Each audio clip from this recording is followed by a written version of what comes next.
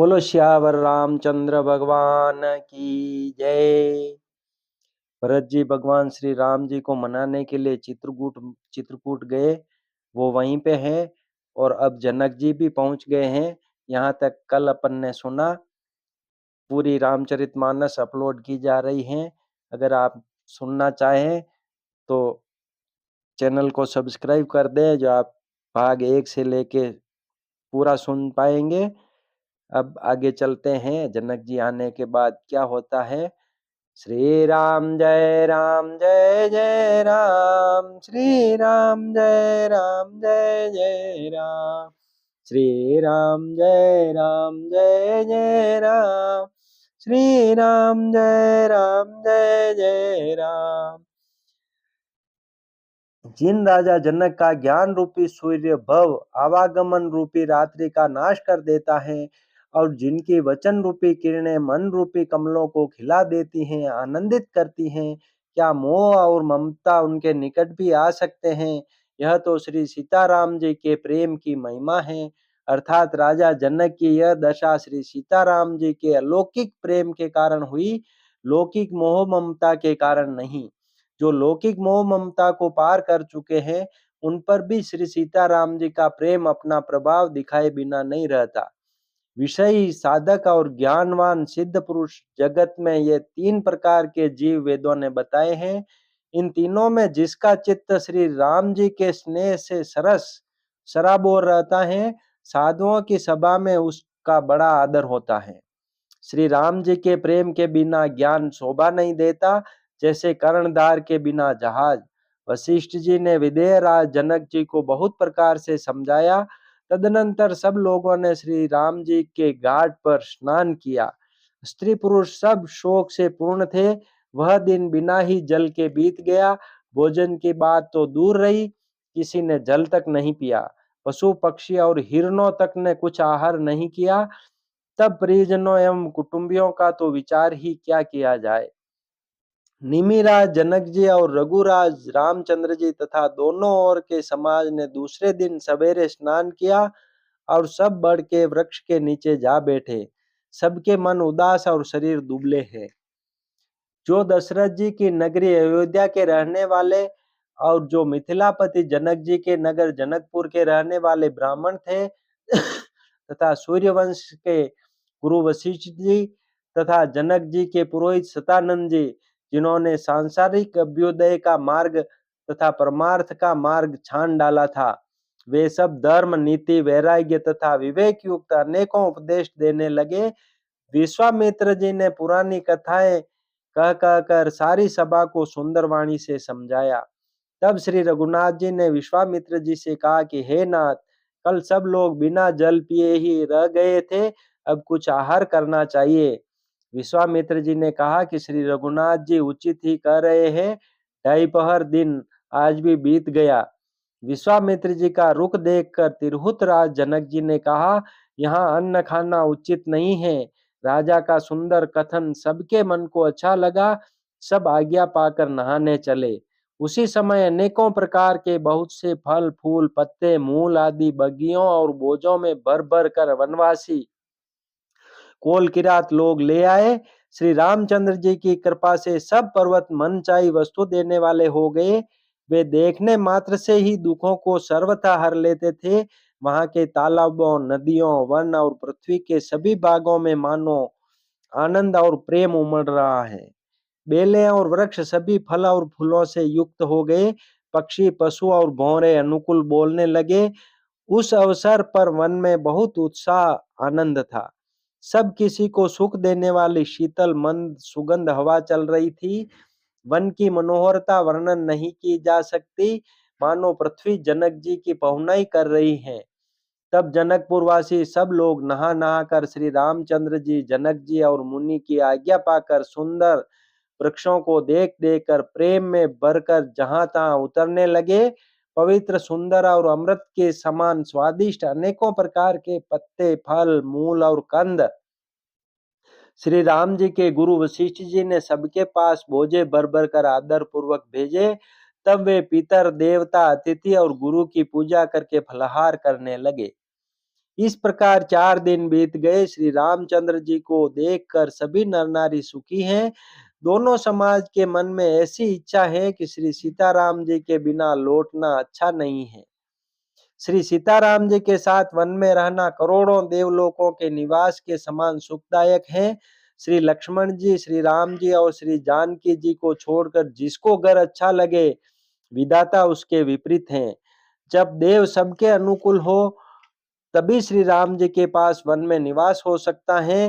मंदाकिनी जी का तीनों समय स्नान और आनंद तथा मंगलों की माला रूप श्री राम का दर्शन, श्री राम जी के पर्वत कामदनाथ वन और तपस्वियों के स्थानों में घूमना और अमृत के समान कंद मूल फलों का भोजन 14 वर्ष सुख के साथ पल के समान हो जाएंगे, बीत जाएंगे, जाते हुए जान ही नहीं पड़ेंगे।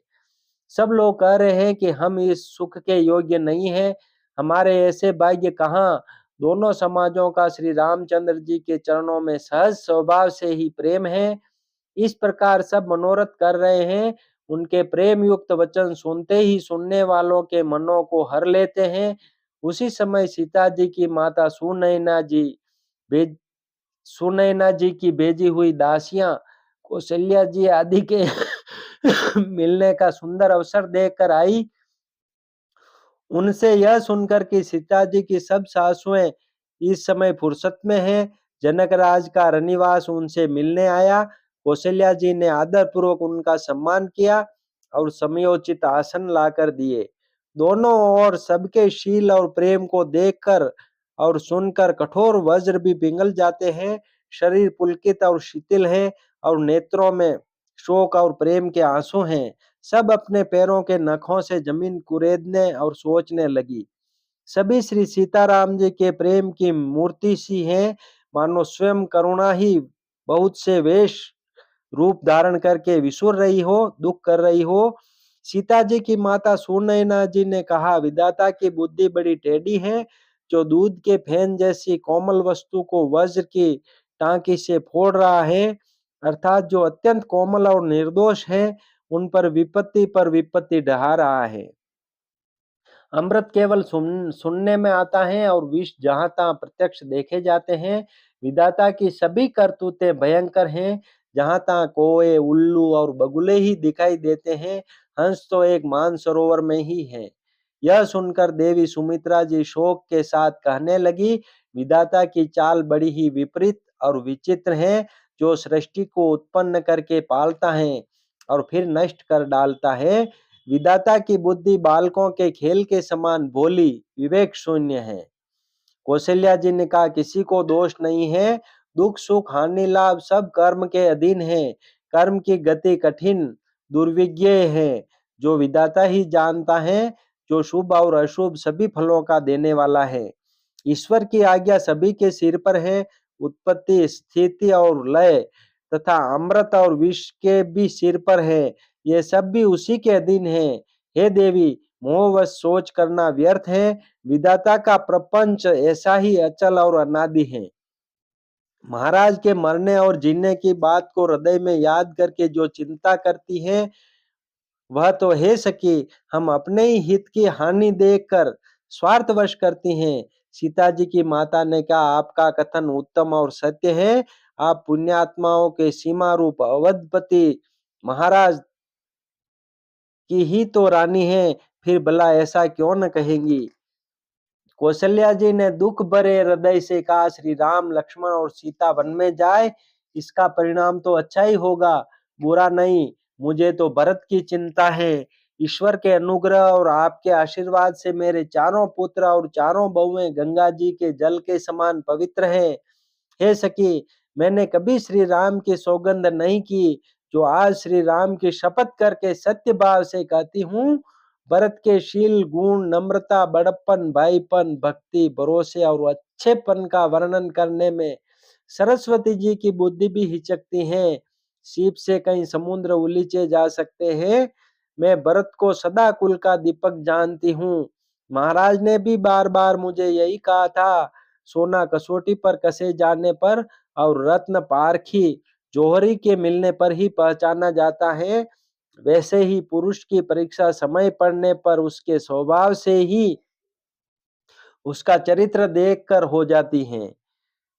किंतु आज मेरा ऐसा कहना भी अनुचित है। शोक और स्नेह में सयानापन, विवेक कम हो जाता है।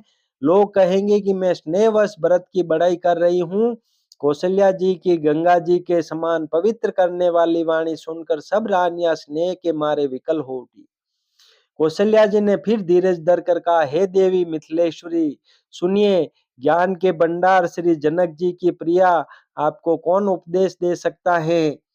हे रानी, मौका पाकर आप राजा को अपनी ओर से जहां तक हो सके समझा कर कहिएगा कि लक्ष्मण को घर रख लिया जाए और भरत वन को जाए। यदि यह राय राजा के मन में ठीक जच जाए तो भली भांति खूब विचार कर ऐसा यत्न करे।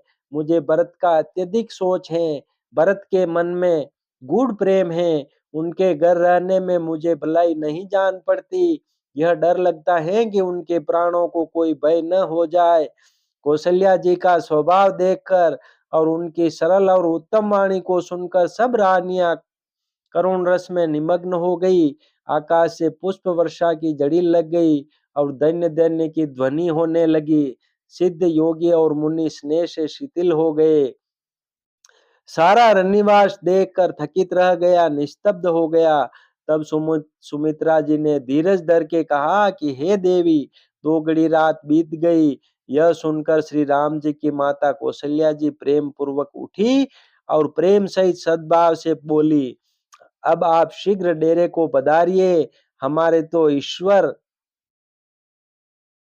ही गति हैं अथवा मिथिलेश्वर जनक जी सहायक हैं।